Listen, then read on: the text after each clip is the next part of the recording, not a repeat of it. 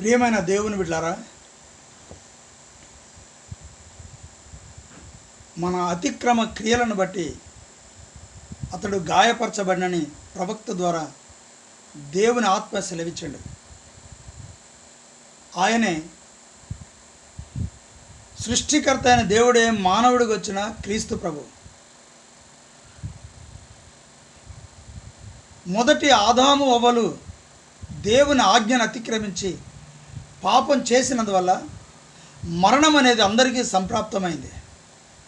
ఆ మరణము నుంచి విడిపించడానికే మరలా తన రాజ్య నివాసులుగా చేసుకోవడం కోసం, మరలా మనలను జీవింపజేయటం కోసం ఆయన ఏ విధంగా అయితే ఎల్లప్పుడూ జీవించుచున్న దేవుడో మనము కూడా ఎల్లప్పుడూ జీవించాలని నిర్ణయించుకున్న దేవుడు మానవుడికి వచ్చి ఈ లోకంలో నీతి రాజ్య సువార్తను ప్రకటించి, పరలోక రాజ్య సువార్తను ప్రకటించి, దేవుని రాజ్య సువార్తను ప్రకటించి, ప్రజల్లో ప్రతి వ్యాధిని స్వస్థపరిచి, పాపులను క్షమించి పరిశుద్ధులుగా చేసి, మనుషులందరి పాపముల కోసమై ఆ యొక్క శిలువ మీద ఆయన అనేక గాయములను పొంది తన రక్తాన్ని చిందించి ఆ శిలువ మీద తన ప్రాణములను అర్పించాడు.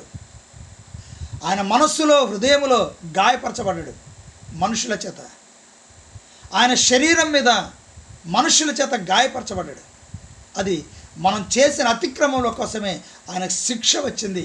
ఆ శిక్షను అనుభవించి మన పాపం నుంచి విమోచించడానికే దేవుడి గొప్ప ప్రణాళికను సిద్ధం చేసిండు. కనుక నీ జీవితాన్ని ప్రభువుకు అర్పించుకొని నీ అతిక్రమను విడిచిపెట్టి క్రీస్తుని వెంబడించు. ఆయన రాజ్యానికి వారసుడవుక. ఆమేన్.